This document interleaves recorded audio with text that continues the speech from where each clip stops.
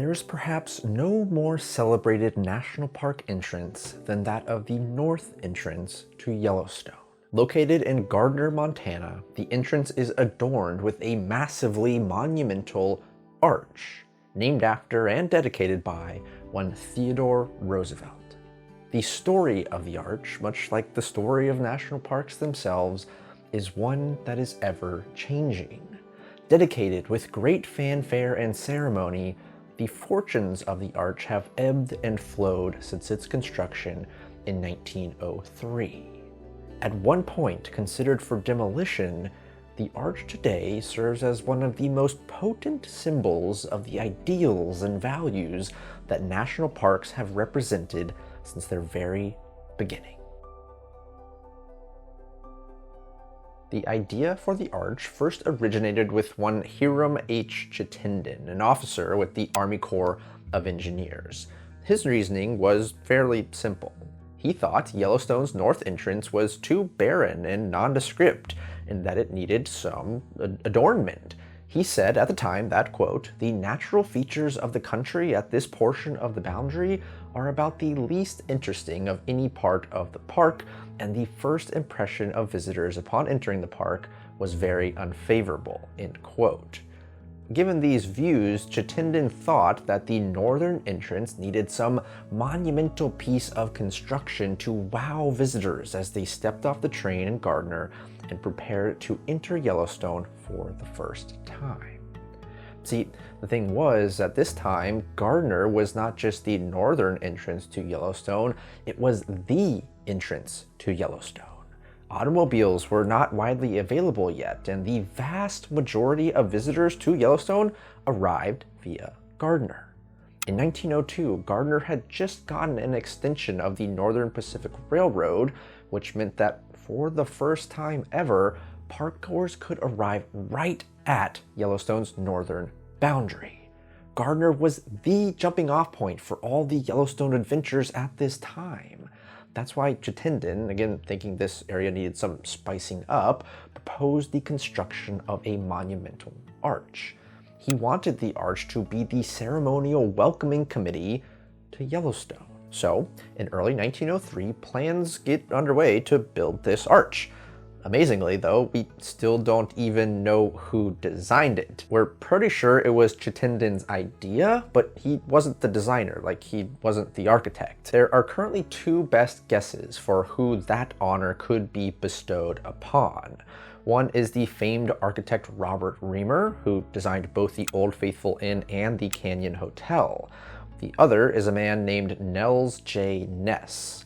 None of the historical documentation is conclusive to credit either one of these men, though, as the original designers, so again, this remains a mystery. But we do know that the original plans for the arch were even more elaborate than what stands there today. In addition to the arch, there were supposed to be two curved walls adorning its sides, a fully landscaped garden, two ponds, and a waterfall. All of those extras were later scrapped due to Gardiner's arid climate and the slight problem of sourcing water for those aquatic features. In the end, though, the arch was more than monumental enough by itself. It stands 50 feet tall, while the opening itself, the arch, measures 30 feet tall and 25 feet wide, enough to accommodate the many stagecoaches that have passed through it. This was how visitors explored the park after departing the train in Gardiner. It took 6 months to complete and cost $10,000, or a little under $360,000 in today's money.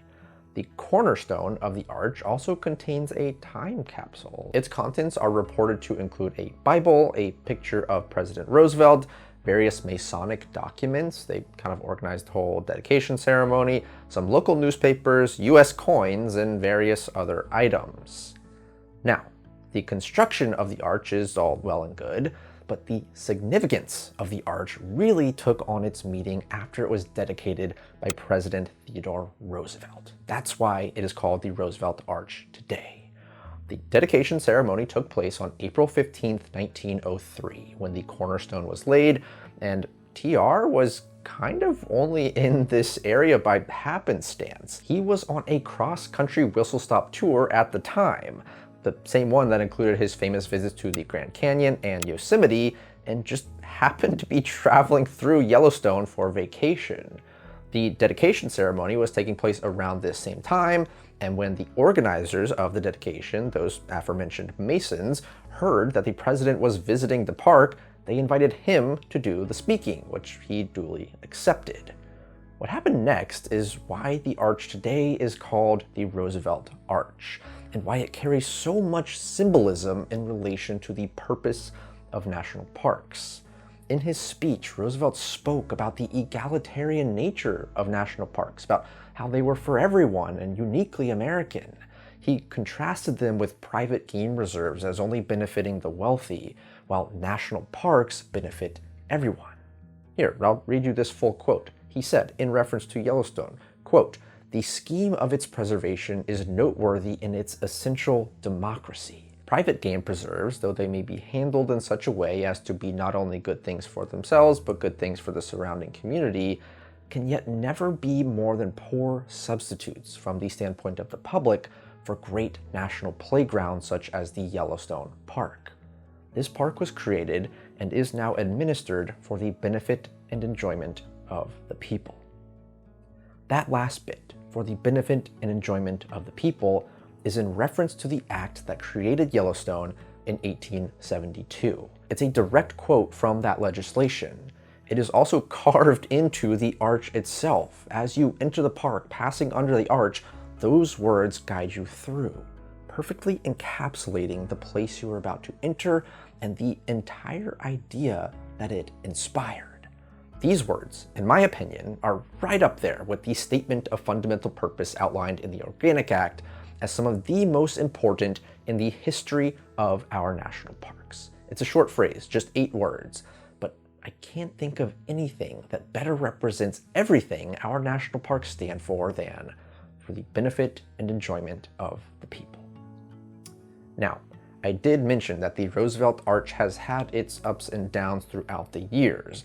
The dedication ceremony and subsequent opening of the arch were definitely its high water years. Nearly all visitors to the park arrived via rail in Gardiner before hopping on stagecoaches and passing through the arch for their adventures in Yellowstone. But with the mass production of the automobile, which first entered Yellowstone in 1915, the arch slowly lost its significance. More cars meant the development of a comprehensive road network in Yellowstone, which led to more entrances, which diminished the role of Gardiner as the primary and ceremonial entrance of Yellowstone. In 1929, the state highway that leads to Gardiner was rerouted, and the arch was no longer even on the main road into town, forcing visitors to go out of their way if they even wanted to pass through it. In 1947, the acting director of the National Park Service, Hillary Tolson, proposed dismantling the arch and using the cornerstone in a memorial at the newly created Theodore Roosevelt National Park in North Dakota. Thankfully, this did not come to pass, but it did speak to the larger sentiments surrounding the arch. It just did not carry the significance it once had. Its stock had fallen and its status diminished. Heck, in 1953, the 50th anniversary of the arch wasn't even celebrated or commemorated in any way. Thankfully though, the arch's fortunes have improved since then. It's still not the center of attention because of the changing traffic patterns and the nature of modern national park visitation, but it was placed on the National Register of Historic Places in 2002, cementing it in the pantheon of important works of American engineering. And most importantly of all, at least in my opinion, its symbolism has come to be better appreciated and understood and respected. When Theodore Roosevelt spoke at the arch in 1903, he knew he wasn't just speaking about the arch itself. His speech referenced ideals and values we now associate with national parks more broadly, ideals and values which were largely begun at Yellowstone in 1872. From that point on, the arch was never just about the arch.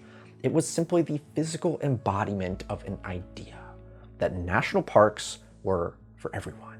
The Roosevelt Arch has been around for most of Yellowstone's history. It has witnessed milestones in the park's visitation and management and seen its rise to prominence as one of the world's foremost examples of nature preservation. But most importantly, it has been around for the millions and millions of visitors who have visited Yellowstone in the years since it was constructed. And its simple message stands just as true today as it did over 100 years ago. All right, I'm so glad to be back and finally to tell the story of the Roosevelt Arch. I crossed off one of my biggest national park bucket list items last year when I got to visit the Arch for the very first time. It truly was a dream come true, and I'd love to know if you have visited the Arch. Were you aware of its story or its significance or the quote that is adorned upon it? Let me know it all down in the comments below.